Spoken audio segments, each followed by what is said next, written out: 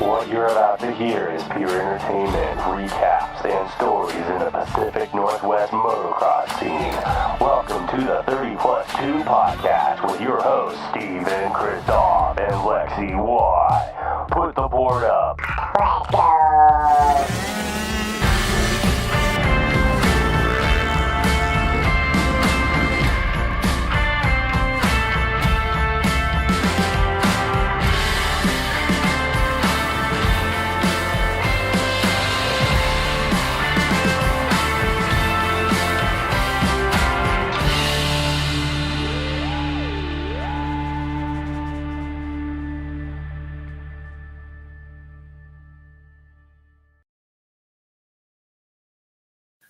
All right. We are back at this 30 Plus 2 podcast, episode 43. And we've got Lexi back. She took a couple weeks off.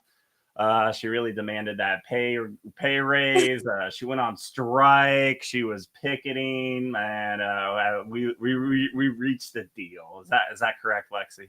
Yeah, we reached it. Okay, we reached the deal. She had to get the VIP parking for PRO. Everything else. I mean, what else was included in your new deal for 2025? I don't even know. Yeah, just like probably new bike pretty soon, everything. I will never financially recover from this. But yeah, we're back, episode 43. Welcome back, Lexi. It's been a little bit. You've been traveling a bunch. Tonight we've got Jevin Didier on. He is 250 intermediate P&W rider. He's a rookie to the class as well, and he did absolutely amazing this weekend. We'll talk about PRO recap at Horn Rapids. It was stacked, that 250 junior class, having 44 riders. Lexi had about one rider, even though the way the women's class was separated there. But yeah, you had a battle out there. I didn't put anything together for you because I didn't want to make the full Lexi show for you. So sorry, we can make that a separate show of itself on the Gate Drop Productions, Facebook and YouTube and business channel. We got Kyle Berry with Berry Productions, JMC rider as well coming in. He's going to recap and talk with Jevin as well. I'm sure I'm just butchering Jevin's name. I'm sure I'll get it correct here. I've only taken photos of him since 65's Lexi. And then your dad's going to jump on here. Dan, why? Wow, I'd pull the trip. Lexi's a legendary father. And ask him what he thinks about your racing and more about him because, you kind of dominate everything. But yeah, first off, PRO happened this weekend, Lexi. You're back in the Northwest racing. Take us through everything that happened this weekend for you on and off track. You did reporting for PRO and Gate Drop Productions. You raced as well, battling out with Sienna Brown. How was the track? Let's go first off with a race recap for you from Saturday and Sunday real quick. So Saturday morning, I was a little bit nervous about how the track was forming. Ever since I broke my ankle, there's something in my head about jumps, and I finally got comfortable with it a little bit unpracticed, but then in the first moto, I was right behind Sienna. I got not the best start, but I was right with her, and I could see her the whole time. I knew what jump she was jumping, so the second lap around, I was like, I have to hit everything that she is. So I went and I got them all, and I stuck with her, and I worked. I really looked at the track and made sure I could do it for the second moto, and I pulled off the win, which I was super happy. I got a really good start, and I hole shotted, but then she got past me, and I followed her lines, and I found the one spot where I could just make my move, and I made it with one lap. I think it was 2 laps left. Yeah, it was about 2 Pulled off laps that. ago. Yeah, so I got the overall win there, and then Sunday woke up, got the whole shot, and led the whole way, which I was really happy about that in my first moto. I felt really good, and the track was pretty decent. And then the second moto, I got a horrible start. And You did absolutely everything that Brandon told you not to do. yes, the BK had me all set. He told me got me everything going, and I did the exact opposite. So that one didn't turn out too well, but it was fun battling with Sienna all weekend. That was one of the first times that I've ever got a battle with her, so that was really cool. Yeah, it was definitely one of the best battles out there, not just because it's you, it's because there was a race there going on. And then we'll talk with Didier as well. He had some battles going on. We had 26 pros this weekend, largest pro turnout in a long time. It seems like a lot of our intermediate riders, shout out to Evan Terlecki. He debuted as a rookie and he was doing pretty good. Unfortunately, he took his first dirt nap in the pro class on Saturday, and that kind of called it for the weekend there. So we'll have to catch up with Terlecki as well and get his experience there. But yeah, Blackburn had to battle his way through the pack. Chase Larson almost had a big one. I still need to send him that video. He scrubbed that single jump there, the tunnel right by the first turn, and he was trying to be Pastrana for a moment, Supermaning, and somehow landed it.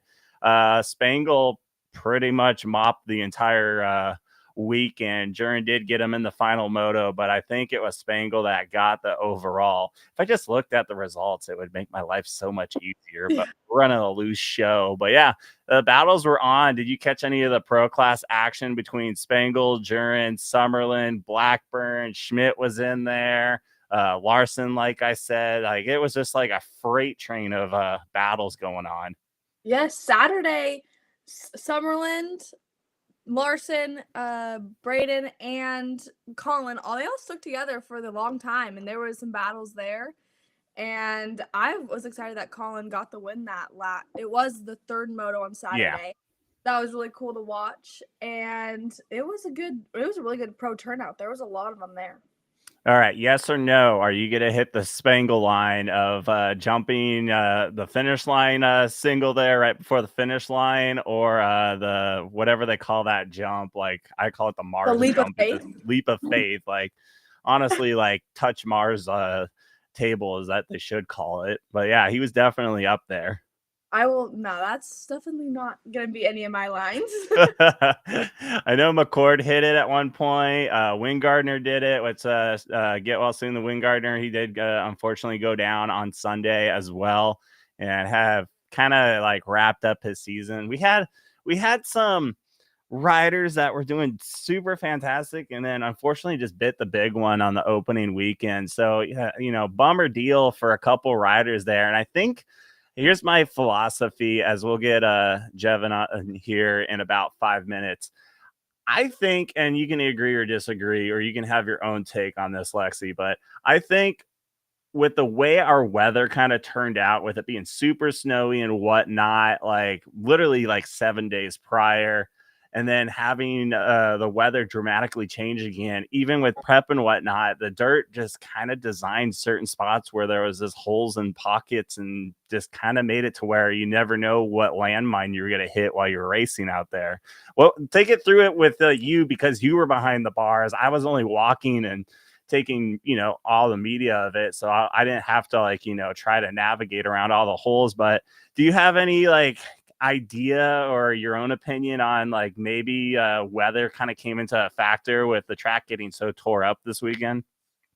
I think that the weather could be, but I think that horn always just gets really torn up. It always has holes in it after so many riders are on it.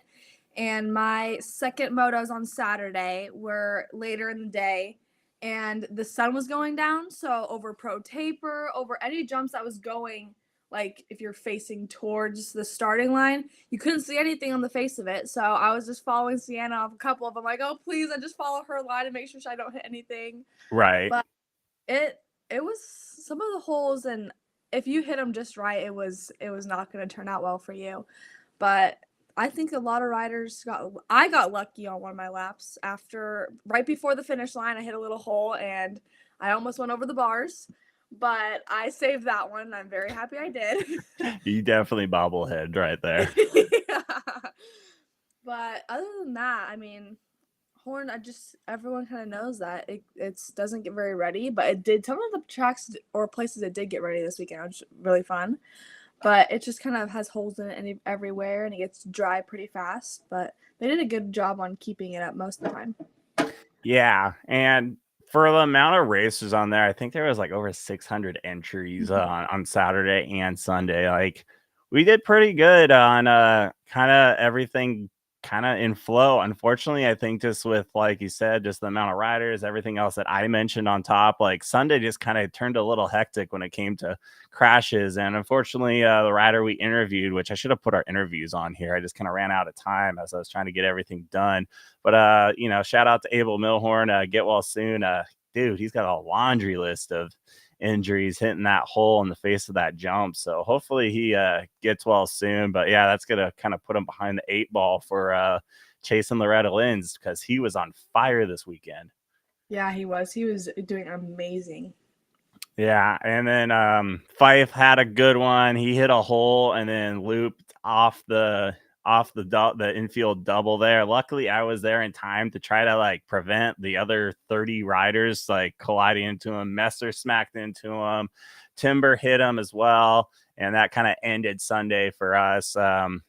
Just dusting off the cobwebs. But yeah, just kind of freak things happen there. The 410 dude, he had a gnarly one. Luckily, I was there as well to hop up on the jump and be a temporary flagger, which I don't know if we'll get into that topic. We'll probably dance around that because there's always rooms of improvement and whatnot. And also, it's not the full story of everything. That'll probably be part of my rant.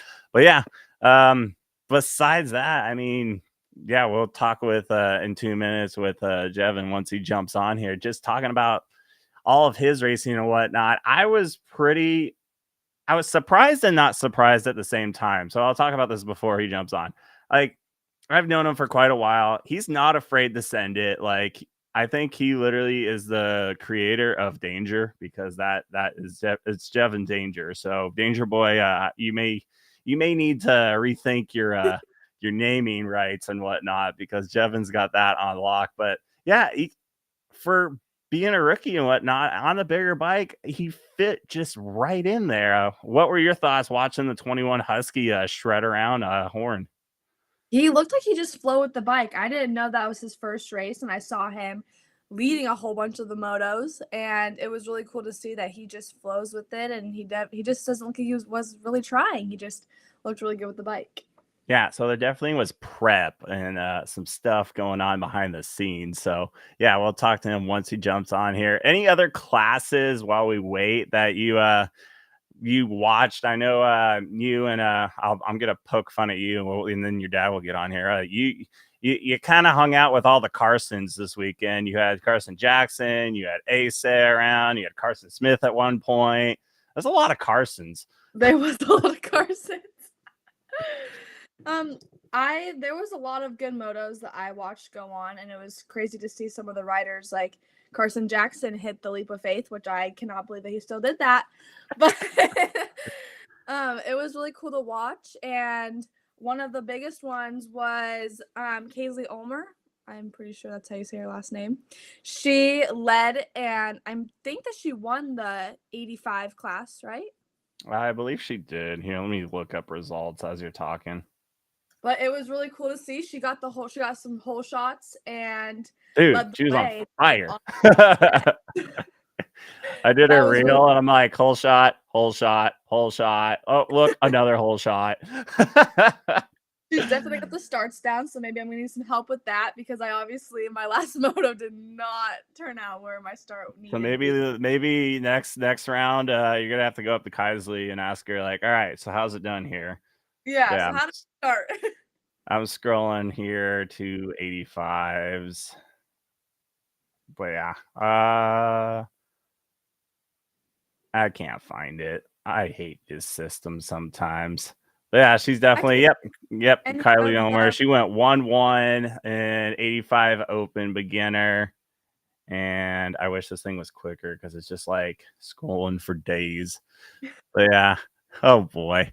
We got one so far. I didn't even make an intro for him. So as we wait for Jevin, I'm just gonna throw Kyle on here. What is up, Mr. Kyle Berry? Hey, can you guys hear me good? Yeah, can you help me out? I'm like butchering. I'm like say our buddy's name for us. Jevin. Yeah, I keep doing it wrong. Javon. It's Didier, that's what a lot of right? people call him. It's Jevin. Yeah, Jevin Didier. All right, you're gonna be my guy as we wait for him to jump back on here. But yeah, as we wait for our star rider, you were just a backup fill-in. I just kept trolling you and it's like, hey Kyle, you need to get on the podcast at some point. Always. I've been so busy, but finally got the chance to get on. And you got the pro setup with the mic and everything. We feel a little underpowered here. Yeah, just But all right, here's our star guest. So we'll throw his intro on. Kyle, I didn't make you an intro. I'm sorry. I don't need an intro.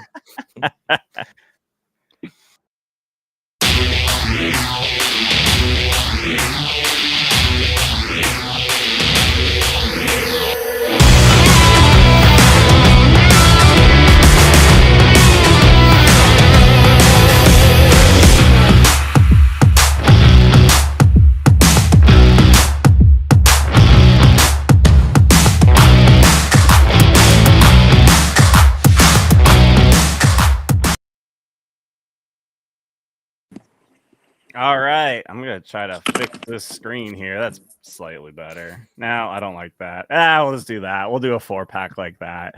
How's it going, Jevin? As I forgot to do your fix your thing, which I'll do that right now. Welcome to the 30+2 podcast. You're with your boy Kyle, and we got Lexi here. First off, I just want to say congrats on the weekend. That was just pretty freaking awesome for you. And take us through a little bit, and I'm just going to put it like that. Take us through a little bit of the PRO opening round on your Husky 250F race in the B class, and I'm trying to figure out what other classes you were racing at the time. I think I raced Schoolboy and 250B.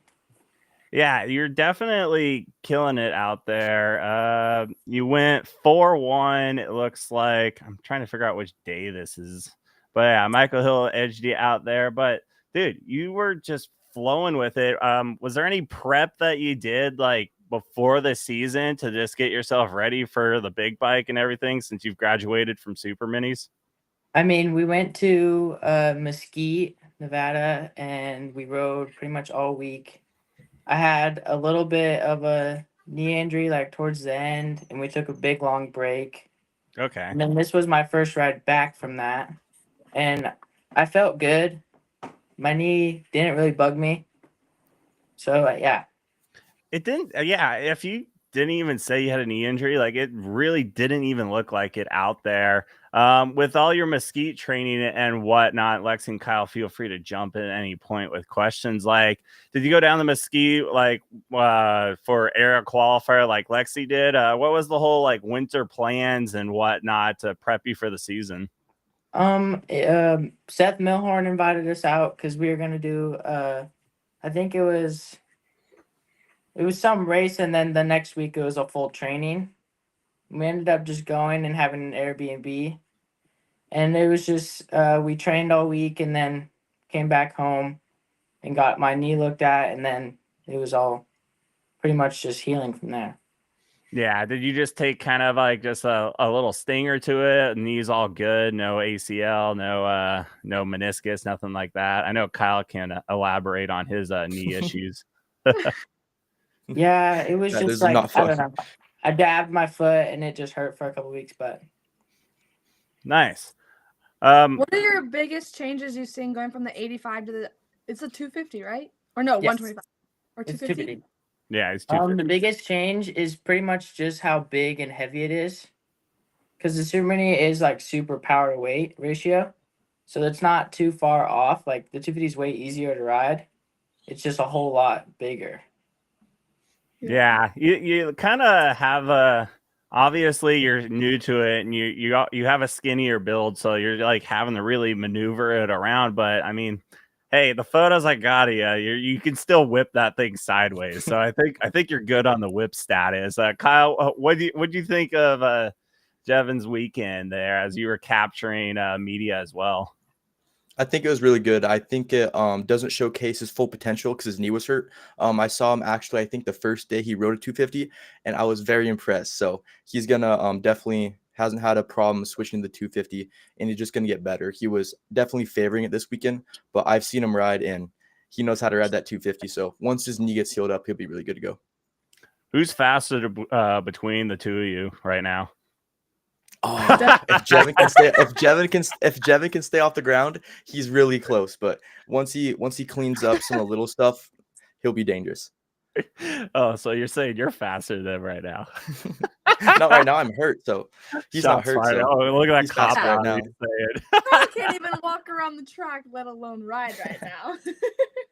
So jumping back into this weekend, you had the race against Michael Hill, Badgley, Brody Wild, Cole Buresma, Ryan Phoebus, Caden Cotton, and 250 intermediate. Who was the most challenging for you to try to battle with and get by? I mean, of course, Mikey is because me and him have always pretty much raced. We raced in Mesquite. He beat me there. He did really good. I didn't do very well there. And then I didn't know what to expect. I thought he was going to smoke me. I didn't really know. But once we got on the track, I kind of knew. I tipped over the first moto. And after that, I kind of knew I had the speed to beat him. So it was kind of just playing it by ear, I guess. Yeah, it looks like you did a little bit of calculations there, knowing that you got fourth that first moto. It looks like I'm looking at round one here. You went 1-1 in schoolboy 12-16, and I mean, you had quite a list of riders. So you're 31 riders on the gate. Take us through that moto. How did the start go? What lines were you hitting to dominate on round one there for schoolboy? My starts were pretty much. I think I got I got every whole shot in that class, I think. So it was just starting out front and then just putting in a couple good laps and just keep flowing. I think the most important thing was flowing on that track because all the potholes. Yeah.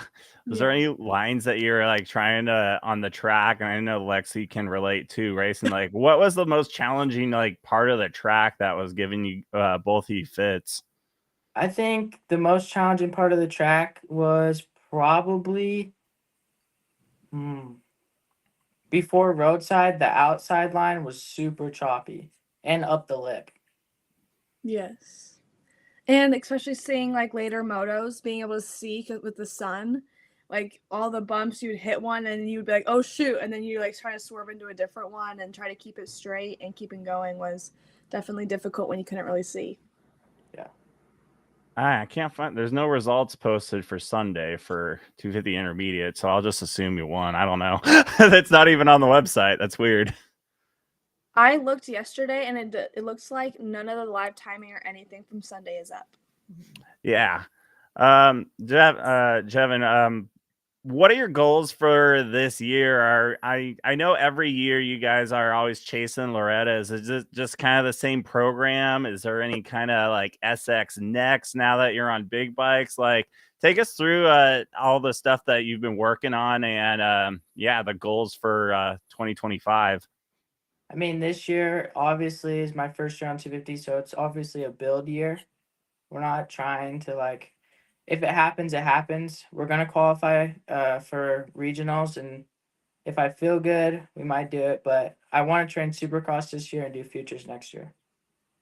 Nice. Awesome. Is the goal with all your racing and whatnot? Like, here's a question I have. I know I cut you off, Lexi. Have you done any like Supercross prep at all as you're traveling around the nation to any of these like facilities or racetracks? Do you favor it, or are you more kind of the motocross style rider as of right now? I really like Supercross. I think that's what I'm good at. We did a lot of Supercross on Super Minis with the Arena Cross series. I ended up finding out I was really good at that, and I think I'm better at that than I am at motocross. Okay. That's awesome. I've heard that you've gone to Loretta's a few times. How was it like going there, and what classes did you make it in? I've been to Loretta's since 65s every year, and I've had good motos, bad motos, but I always get in my own head, and it's all like mental. And I always just, I don't know. I have had good motos, but mostly bad motos there. That track is a different type of track that anyone can ever ride. It's crazy to go there and you think you're trained, and then that completely throws another curveball at you. That it's crazy over there. Well, yeah, I'm the odd one out because Kyle, as you can tell on his wall, he's been there. How many times you been there now? Once. I was hoping to go again last year, but of course my knee injury kind of halted that for about a year. But hopefully this year might be able to, depending on how fast my recovery is for my knee. I'm gonna get the scope next week. It got delayed by a week, and then might be ready for regionals because I qualified for 3 regionals already the last couple weeks. I was down in California riding, so if that heals up, I still might be able to be good for regionals, but just depends on what they find in my knee and see what the recovery is for that. Are you two gonna find each other in the same class, or what's 2025 looking like? I think so. I think will probably be 250B limited, but I know I might run the mod class, so we could be in completely separate, but if I run the limited class, we'll probably be on the line together. Oh man, you better watch out for that 21 because he's already got it dialed, and with a knee injury that we didn't even know about. Like, dude, Kyle, you got to run for your money just like everyone else. Yeah. I'm all out of stuff to ask you, but I appreciate you jumping on here. Any sponsors you want to thank, Jevin? I'd really like to thank my parents, my dad. He takes me everywhere. I'd like to thank Proline Designs. I'd like to thank A&L Compressed Gas, 100%, 60, and everybody else that supports. Nice. You have one of the coolest dogs out there, by the way. He's always a dog. Kyle, you got any remaining questions before we move forward with you and Lexi? You're as well. I have one for Kyle. I think it's about all. I thought you were gonna have some stuff, Kyle. Are you switching brands, or are you gonna stick with the Husky? Not for now. I'm going to stick with Husky, and then I'm just selling those bikes because I'm going to be out for about a month or 2. And so I don't want to kind of sit on those, just have them get a little older. So I'm going to just go ahead and sell the bikes I have right now, then just get new Huskies. Oh, awesome. Sweet. All right. Well, thanks, Jevin. We'll see you. What's the next race for you? I think I'm doing a qualifier in Delta. Okay. Unfortunately, I won't be there, but yeah, good luck in Delta. And yeah, we look forward to seeing how the rest of your season goes. Okay, thank you. Have a good one. All right, that's Jevin Didier. Sorry, I keep just butchering. He's just gonna slap me on the wrist every time. But Kyle, as we have you on there as you're multitasking, let's take you through a little bit before we get our next guest on here with all your media that you've been doing this weekend, and also your take on the race weekend. If you can hear me, yeah, no, I can. Take us through Horn Rapids and what you captured. Did you get any bangers, Alexi? That's her most favorable question. She's trying to definitely right photos. Now. Yeah, I usually take I just do videos of my signups and then I do photos of everybody. So definitely got some. Yeah. So see, Lexi, you got multiple media people here for you. Well, I saw him like loading up all the off the SD card. I think he said. Yeah. I scared him. I opened the windows in the trailer, and he was like, "What?" I'll steal in your van, Steven. Yeah. Yeah, he just goes in, does what he wants, probably farts in my van, then walks away. Are you going to be more prepped for future races and not show up in shorts in 40-degree weather? Oh, yeah. The shorts aren't a problem. I need gloves. Just my hands get cold, but my legs don't bad. Oh, man. Anything that you want to report on from the weekend? Any fun classes? Any Instagram reels that you did that you felt pretty cool about? Are you done with media? Because I've been working like nonstop, so you're a little behind the gate, bro. Yeah, I'm probably tonight I'll finish up. I did all day yesterday, and then I was almost finished with my reels today, and then there was a break in the sun, so I actually went out and I rode today in my backyard. So I did that, and then I kind of just threw the bikes away, took a shower, then hopped on here. So been I a like busy how couple days, you and I just you got back misspelled from your last name California. too. Oh, not enough R's.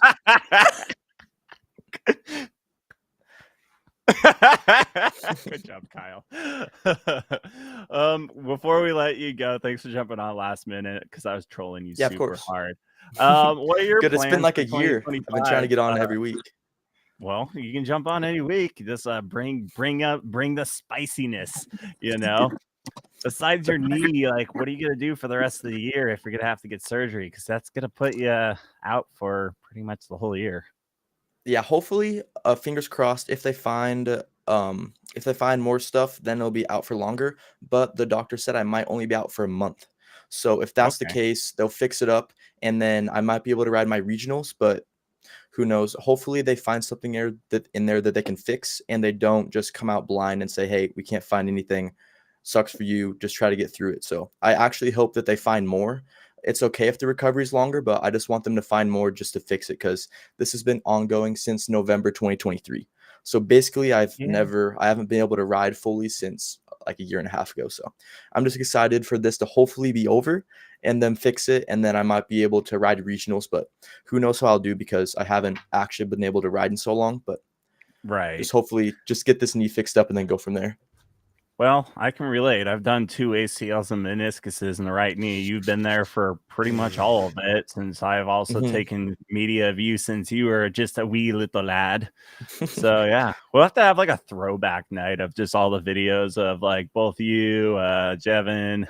I don't really have much. All the old Alexi. photos and videos. She kind of came in a little late, but that's Yeah. all right.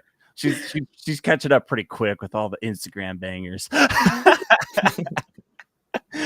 All right, Kyle. I don't know if I have anything else. You're welcome to stick around if you have any questions for Lexi's dad. But yeah, we gotta go Dan Weihe on here. He's a legend of the sport, so we're gonna get to know him and troll Lexi for a little bit. Do you want to troll Lexi as well? I wish. I gotta go. I'm sorry. Okay. So sorry. Bye, I'll be on please. another week though. Thank you for you guys for letting me be on. Well, thanks for jumping on for a little bit with your buddy and yeah, being a part of it. And yeah, we'll talk to you soon. Yeah, of course. Have a good podcast. I'll see you guys later. All right, let's get to our next guest here. Let's throw our title card on. Bye, Kyle.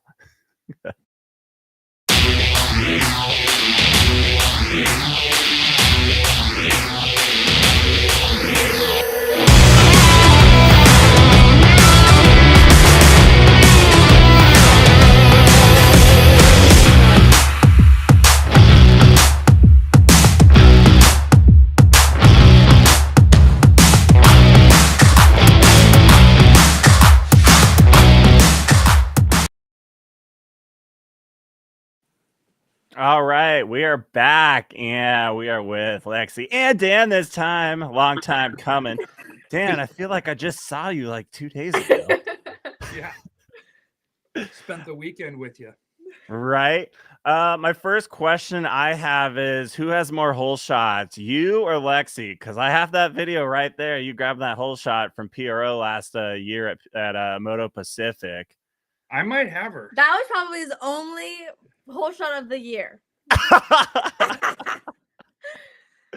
So before we jumped on here, I did ask Lexi, I need some background of what your dad's done racing wise, and you want to ding her on the head or something. She's like, I don't know. Terrible. Well, I don't know what they're called. They're just some crazy named races. Crazy name. Well, when he was about 5 years old, she asked me if I even knew how to ride a bike when I was trying to help her. Oh boy. Yeah. Lexi, would you just think like your dad's just all like, well, I didn't get a boy, so we're just gonna throw you on a bike? Yeah, well, he quit when I was born, so he was telling me how to ride, and I was like, Dad, do you even know how to ride? So that turned out real well. Dan, are you kind of like Tim Ferry where you just have your trophies and whatnot like in a closet or holding a shed door open? Like, give us some background. What's your story of racing all these years? Because you've got some connections with Destry Abbott. You've got a lot of stuff that I want to uncover and kind of like get to know. So now's your time to open up and like show us and tell us how fast you are. Well, not very fast, obviously. Lexi beats me. Maybe So, right now. Yeah. Mostly started off doing a little motocross when I was probably 16, 17, and then that led into off-road. And we started doing the AMA Hare and Hound series and traveling for that. And then that's where I kind of met all the fast people that I know. And AM NMA series locally. We did some works races, and then that was kind of took me up to where I got married and was starting getting ready to have a kid. Oh, I did the enduro crosses in Vegas when Oh, that's they, sick. they were the only enduro cross there was. And then Lexi was born and I started motocrossing again. Nice. Enduro cross, was that like 04, 05 by chance? Yeah, I did 05, 06. 05, 06. I might, which I'm looking at my plethora of DVDs over here. I think I have the DVD of Enduro Cross like on my shelf. I'm gonna have to go back and watch and see if I can find you in the lineup there. Because I have pretty much everything of DVDs. That's why I'm like the historian of motocross here. Perfect. But yeah, so you started all off in, was it mainly just starting off in off-road, or did you just kind of dabble in motocross and just find yourself into more off-road side? Like how'd that go about? Well, I kind of started racing with one of my friends that I grew up with in the neighborhood, and his family raced. So I basically raced whatever they would take me to until I was driving and could go on my own. So Desert 100 was my first race. I was probably 13 there. Nice. And then from there we'd do, some Pacific Raceways, which was SIR back then, Jolly Rogers, some of the local motocross tracks, and then that kind of led into doing off-road. Nice. Lexi, what questions do you have your dad since you don't know anything about him? I don't know much about him, but lately he's been doing some really cool races. So what have you been doing from 2021 till now? I got to do the Baja 1000, which was a bucket list for me. And then the same year, I got to qualify for Loretta's with Lexi and go with her. So that was not even on my bucket list, but it should have been. You just happen to be there and you're like, oh, I qualified. I guess I'm going. Well, if I had to drive to all the qualifiers and sit around all weekend, I figured I might as well try. It was pretty cool being able to do the father-daughter. Like, we were the only ones for years that made it with the father-daughter crew. So that was really cool to be like that. Right. Is there who else would there be in the father-daughter category if you've looked it up? Maybe Mike and Sienna, or did... Yeah, I don't know. I don't know of anybody. The only ones that I could think of would maybe be Mike and Sienna. Yeah. Because we get a lot of like father-son, like kind of going around, the more commonality of like that, part of racing and whatnot. Who has the better result at Loretta's between you two? I do. Lexi, you're gonna have to step it up, girl. Yeah. Well, he, on the line of his first moto, he got made fun of for an oversized tank, an 18-inch rear wheel, and what else? No hole shot device. No hole shot device. And everyone made fun of him until it started dumping down rain and it was super muddy, and he finished 9th in one of his motos. That was really cool to watch. Just the Hare and Hound and the Desert 100, Desert 1000 stuff just clicking in. You're just like motoring around. Everyone's like suffering. You're like, oh. Yeah. Okay. The harder it rained, the more people were getting scared and the more I was grinning. What's been the most intense race for you, either racing or watching Lexi? Well, obviously, regionals for watching Lexi. Those are very nerve-wracking when you only got 4 spots to make it. Yeah. And we've pretty much raced the entire season to get to there. For me, the Baja 1000 was by far, that was the toughest thing I've ever done. and the funnest. Yeah. So with the Baja 1000, who do you have in your group, or did you do it solo? Like, I know we've had legends like, Johnny Campbell on there. I know your buddy Destry's done it. Has he done it? I feel like he has.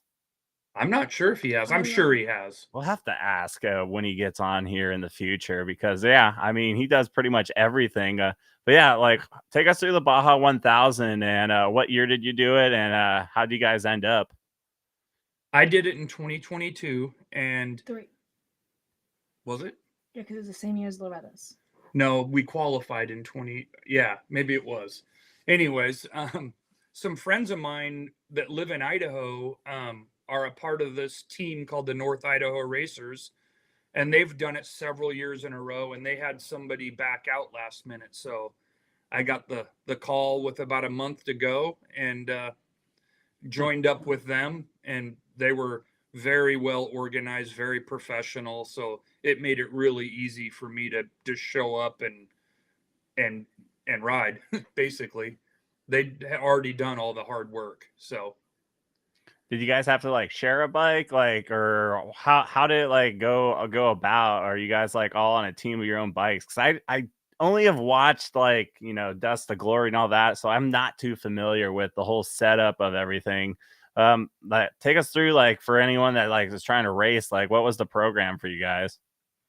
So you race one bike, and I don't know how many teammates you can have. I think we had 5, and we actually had 2 teams. They had an unlimited pro team, which was all the young guys, and then they had an over 50 pro team, which I was on.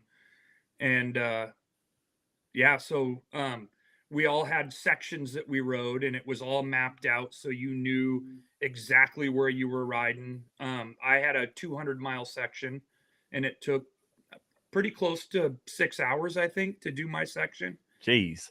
I ended up in the dark, and I was up until mile 450, and at about mile 400, the first trophy truck caught us. So that was an experience to have a truck come by you at 150 miles an hour. Oh, man. Yeah. Well, aren't you guys like on the same like portion of like the course or whatever you're trying to like follow? Same exact course. We start a lot earlier, but they're so fast now. They catch most of the bikes, most of the bike teams. Man, that has to be like just a butt, sorry for lack of words, but a butt pucker moment, just having a truck fly past you. And even at night too, like At night, it was actually better because you could see the lights coming. Okay. Yeah. The first one caught me at dusk, and the only way I knew it was coming is you have a GPS on your handlebars, and it flashes a blue light at you if somebody's going to pass you. And that blue light started flashing, and I sounded like a helicopter coming. So Right. I got out of the way as fast as I could. Yeah, I don't know what the life would be like trying to race that and then have like all conditions and all vehicles. Like you've got what buggies, you've got quads, you've got pretty much everything there. I mean, weren't they doing like VWs at one point, Beetles, or is that another event that I'm trying to think of? I think they do them all. Yeah, It is. I think it's more scary for me and my mom and my sister to be here and for him to be there and not know where he is in 6 hours on a bike with no communication.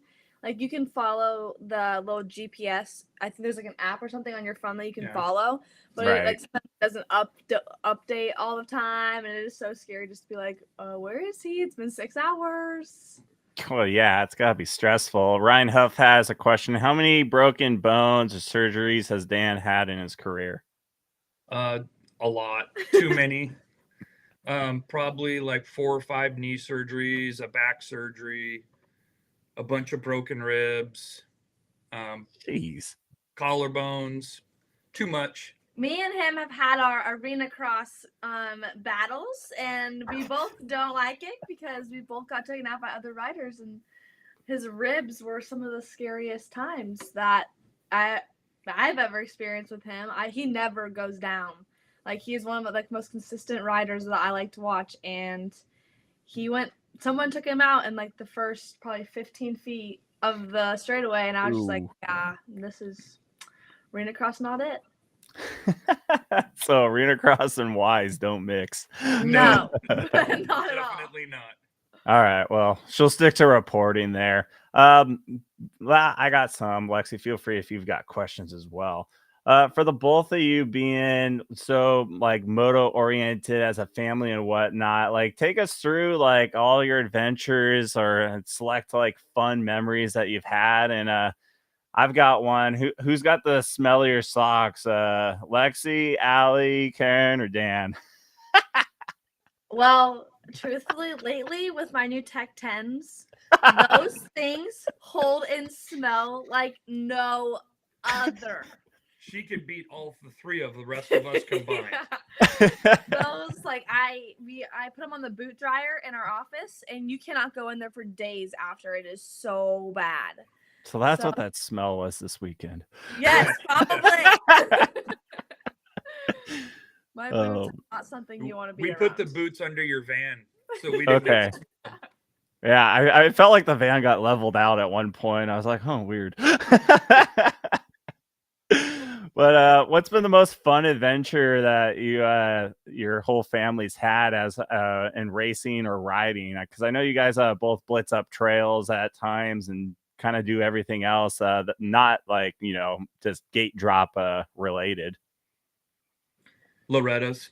Yeah, The first year. Loretta's the first year was definitely the most exciting as a family, all driving down together and just experience it. Like the first time will always be the most exciting. It's all new to you. Everything's awesome. But I really do like the Mesquite ones, all the Mesquite qualifiers. It's just it's the best family vacation. Like we don't do very many vacations as like without dirt bikes or horses. Yeah. So having one, just like we can go hang out afterwards, and Loretta's is more than just the riding. It's the experience, the people you meet, the people you watch. It's incredible to see. Yeah, floating in the creek, everything. Even Allie and Karen would probably rate Loretta's as one of their top vacations. Yeah. Nice. Yeah. What's it like being a moto dad, having daughters racing? I know Allie jumps in and out at times, but for you, for all of our girls that like race and whatnot, being a father, like a couple that I can name, like obviously Mike Brown, you got Marshall Perkins out there with Lily, you got JJ Omar out there with Kaisley. What's it like being, a moto dad trying to raise girls in the sport of motocross? Well, it's definitely different. Everybody, even when you meet people that ride but haven't been around the racing scene, and I have some friends from work that have wanted to go riding with us, and we'll show up and they'll be like, "Oh, you brought your daughters?" Like thinking that the ride's not going to be so good, and halfway through the ride, Lexi's having to ride their bikes up the hills they can't get up. So yeah, there's been a lot of that. That's always fun. We play into it a little bit too. Yeah, just like to mess with people.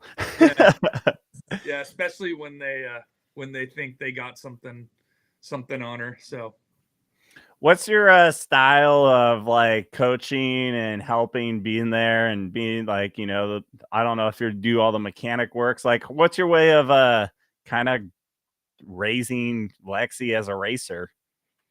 What's your style, if you have any? I mean, Lexi has to do a lot of her own bike maintenance. I won't wash her bike unless there's a circumstance, and I won't change her oil or do her filters. That's all on her. It's part of the deal if she wants to do this. And on the track and stuff, I'll give her pointers and stuff, but I kind of try to keep it fun. I don't put pressure on her. I don't want her to get burned out or not want us to be there. So, now she's been working with BK a little bit, so we put that on him. You just outlet the others. Yeah. What BK gets to be the bad guy. Right. Besides but what do I have? What besides Loretta's, what's been the most proud like moment you've had like with either Allie, Lexi, or anyone else that I may not know? I think it's just Allie and Lexi, right? I've never Yeah. asked this question.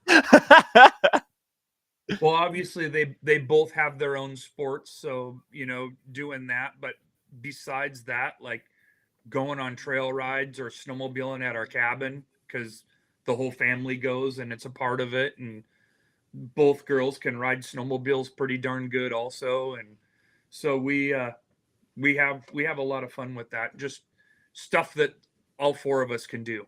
That's the most fun.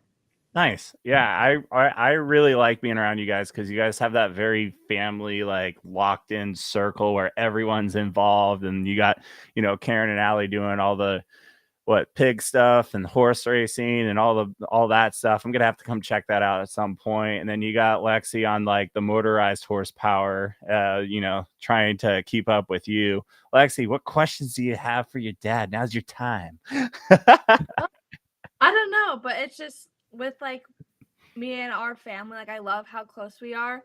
And a lot of the weekends we are split up. Like my mom and my sister, my mom and my sister are at horse shows. Me and my dad are at racing, but it's super cool. Like this weekend, me and my dad came down Friday night and we raced all Saturday. And my mom and my sister drove down on Saturday night to be able to come Sunday. So it's pretty cool that we all do at least have one day, even after they're horsing around on Saturday.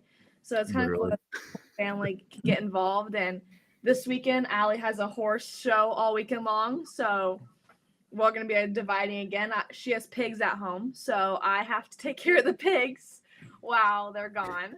So it's just exciting to have both of us. Like I love when she goes and wants to ride. And like at the Gate Drop Showdown, that was fun to watch her ride. I know the main reason why she wanted to ride was just to make me mad because it was on my bike.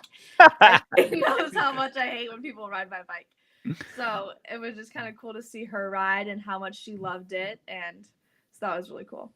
Yeah, and she was pretty proud of her whole shot too. Oh yeah, at the showdown. Yes. I was trying to sweet talk her into racing on Sunday. I was like, hey, the bike's right there. Lexi's not going to touch that one. You can probably steal her pink boots and go. She was not having any of it. She's like, nah. I'm like, come on. You know you want to. And it's just like, Allie's like, nah. She's a lot better than she likes to tell everybody. But she likes to ride when no one else is watching. Yeah. Well, yeah. We got her to do a vintage national in Ohio this summer because Lexi was broken and we were going so Lexi could race. And so we had Allie sub in and she raced 3 or 4 classes and did really good. Yeah. She got a national number. Well, she should have been number 2, but she got protested. So she ended up in 4th place, got a national number 4 plate for it. And nice. Yeah. So I think we're going to get her to race that again this summer. Yes. Well, that will be definitely fun. For you, Dan, as I wrap up, because I'm kind of running out of questions to think of at the moment. I'm sure I'll think of more once we're off air. What's been your most favorite event for you racing wise? Any type of like conditions? Because I know you've done multiple like categories, like you said, endurocross, the Desert 100, Baja 1000. Motocross. What's been like the top one for you that you've enjoyed the most, result wise, or just memorable wise? I like desert racing, so any of the Hare and Hounds or anything in the desert, that's my favorite. Nice. Is there any backstory on the number 33? Not really. It's just been since I was probably 18 years old. Okay. Yeah. I'm curious. Lexi, what about yours? 73. Well, when I was little, I was obsessed with the number 7, James Stewart. So I went with number 7 for a long time. And then in 2021, when I was like, I want to try for Loretta's, everyone told me that I would never make it. So I was just like, I'm going for it. But I was like, I should probably do a 3-digit number. So I took my dad's number, 733. Okay. So I was 733 until I made it to Loretta's. And I was like, well, might as well just cut off another 3. So then I stuck with 73. And I love the way it looks on the number plate. And I love being number 73. But 2023, Loretta's, I didn't get 73. So I was 77. And for a short while, I was like, should I stick with 77? But I like 73 because it's part of my own number and part of my dad's. Nice. Final question I have for you, Dan. Any advice you'd give to any of the moto moms or moto dads out there as you continue to travel around watching your daughters race and whatnot? If you Keep have it any. fun. They got to keep it fun. It drives me crazy to see parents yelling and screaming at a kid when he comes off from his moto. And, I just think at some point in time, the kids are going to had enough of it and be done. So keep it fun. That's what we do. Sweet. If they're enjoying it, they'll ride better and work harder. And that's the key for us. All right. For anyone that wants to keep up with you at all, are you much of a social guru like Lexi is? What's the best way for people to follow your guys' adventures, or just follow Lexi? Yeah, Lexi's looking it up right now. Yes, his Instagram is DanY33. There's embarrassing pictures of me on there for my birthday, so you can just follow me and I'll keep up with us. We're gonna have to do like a video series, like keeping up with the Weihes or something. Yeah, it's always do like a copycat sort of like Kiefer's, Well, sweet, Dan. I appreciate you jumping on here, and yeah, it'd be cool to get you and a couple of your buddies on here for our future episodes and whatnot. Yeah. We have one of my dad's best friends growing up, Nat Wilder. He would be a really fun one because him and my dad have some really good stories about growing up racing. So we're gonna have to expand the podcast to past 1 hour show then. Yeah. All right, sweet. Well, that's a wrap with you, Dan. I will put our new segment on here, Crash of the Weekend. I know that one's a hotly contested one. Let's catch what I caught this weekend and kind of break it down a little bit between Lexi and I. Thanks, Dan, for jumping on here. Thank you. He's spinning out of control! He's heading straight for the wall!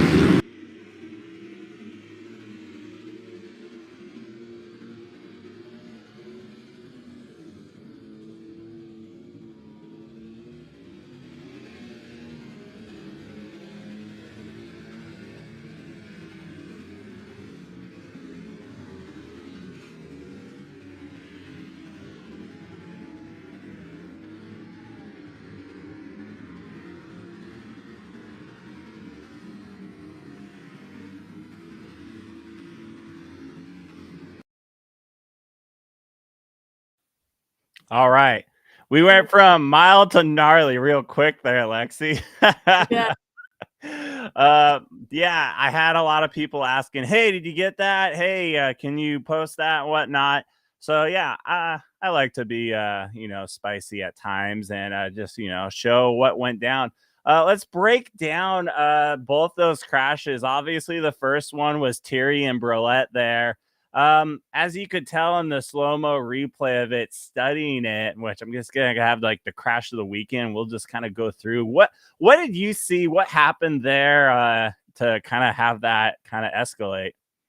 Well, I saw a few of those kind of crashes. I think that they just got a little bit too hard in the corner and it just spun because it was pretty slippery around there.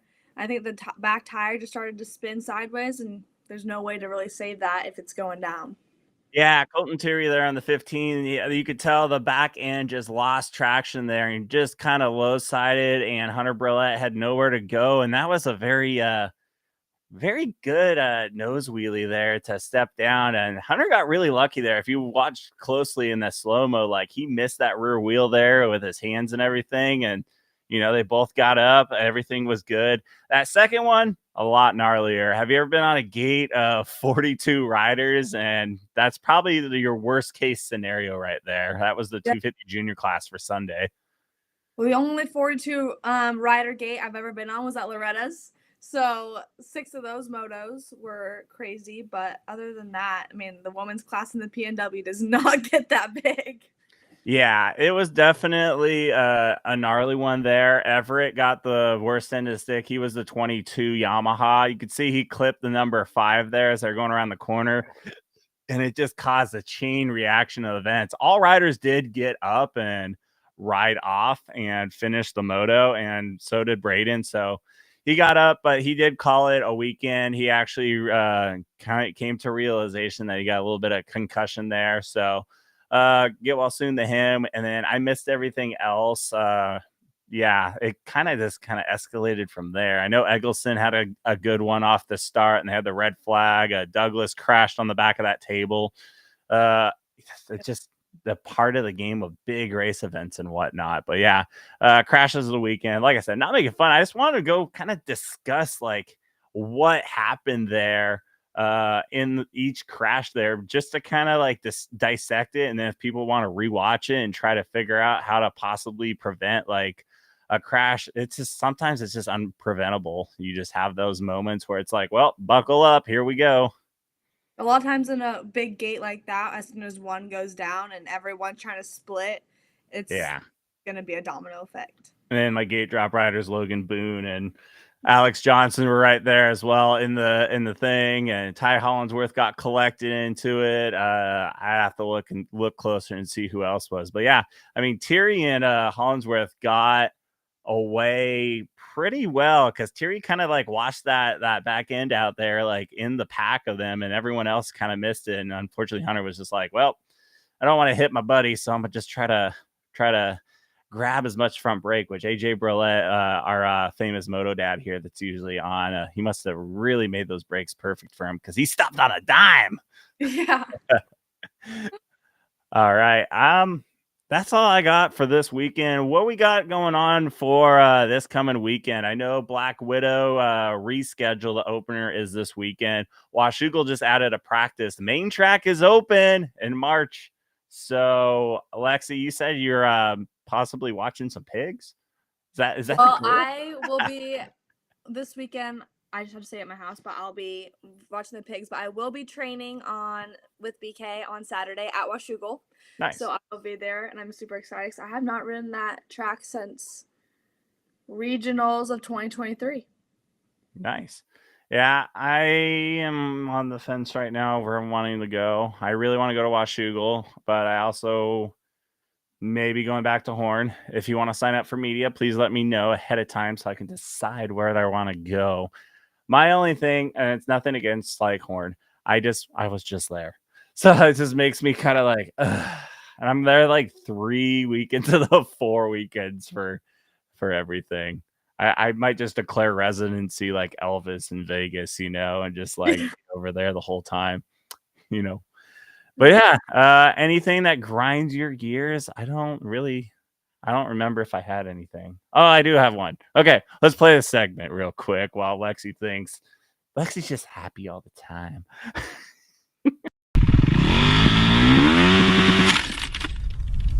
That didn't sound good.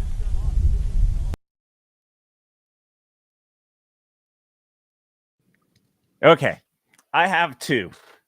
One's just my classic one of just driving like can't drive 55 apparently in rain. So come on, guys. I work graveyard, man, which I gotta go to work here in about 3 hours. So I'm gonna go take a power nap. But yeah, dude, it's just a little bit of rain. Get out of the left lane. Just get out of the left lane, Oregon people. I'm trying to go home. I'm angry. Okay. The other one though, kind of more of a serious kind of. Don't stir the pot if you don't need to. Like, kind of had mixed feelings about the whole flagging stuff and PNW motocross.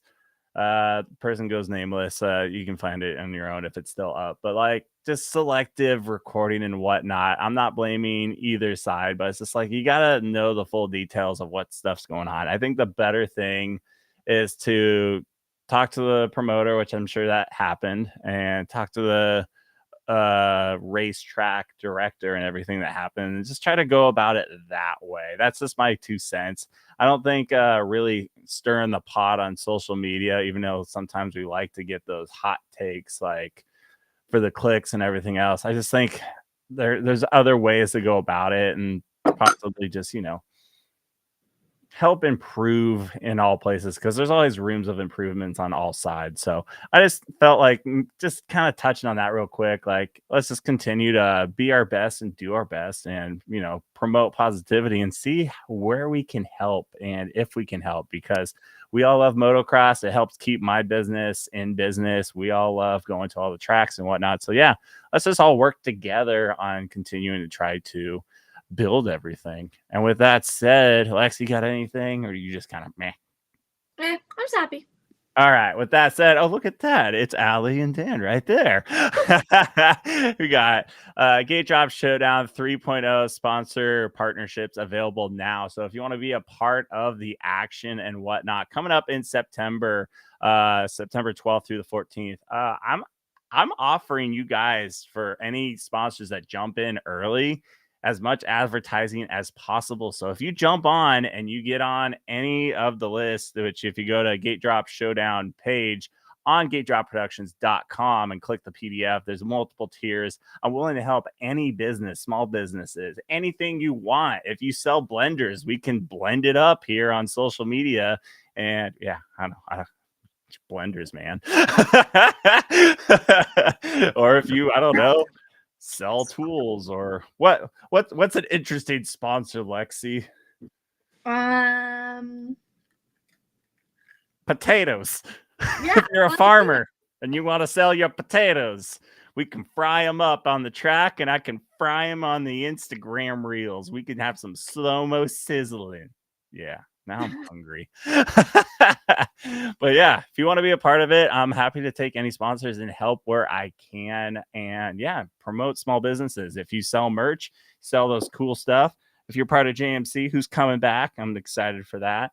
Yeah, support your local shops, small businesses. Lexi, you're a JMC rider. You're always in and out. You're doing the graphics. You're doing parts. Favorite thing, I'll do this. This will be our new segment. Favorite thing you've gotten from JMC lately? I got a whole bunch of custom sweatshirts that are pink with little bows on them, so I'm really excited with that. And the toy bike that's identical to mine, which is also really cool. But I'm so excited to be a part of the JMC family, and I love Joel and Michelle, and it's so cool just being a part of everything. Dude, I don't know if did Michelle ever take a break? I don't know if Joel took a break either. Like, they were just cranking the whole weekend. So shout out to JMC for keeping us all going with parts and everything at the track. Because yeah, a couple people needed some levers, tubes. I wonder, we're gonna have to get Michelle and Joel on here at some point and ask, what is the most sold item out of the trailer in the shop? That's probably a tricky one. Maybe it's tires. Tubes. Yeah, it could be. You wanna guess how many tires Joel has changed in his lifetime?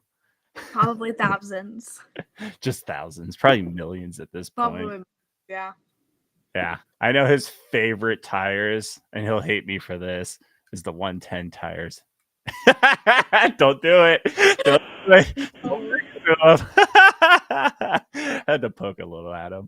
But yeah, enjoy our sponsors and whatnot. And Forest Glen Repair is our presenting sponsors, and I will have news breaking after the 18th on Christoph's new direction in life and whatnot. So stay tuned for that. Lexi, anything else for you before we jump in the next week? That's it. All right. For anyone that wants to follow you, le.xi_y7 on Instagram and Facebook. All right. And if you want to follow the correct Gate Drop, the OG Gate Drop, at GateDrop_pro. Not the Gate Drop Productions guy, not anyone else that makes all their stuff. But yeah, fun show. Kyle Berry, Jevin Didier. We got to get Kyle to talk more. He's going to like, hi, I'm here. Dan Y. Yeah, that's episode 43 of the 30+2 podcast. Thanks for watching, everyone. And yeah, we will see you guys next Tuesday to talk about Washougal, probably Horn Rapids. We didn't even touch on Daytona. Shout out to Ken Roxon. Got it. Shout out to Daniel Blair just because Daniel's awesome. And yeah, thanks to everyone for watching as we continue to grow. I don't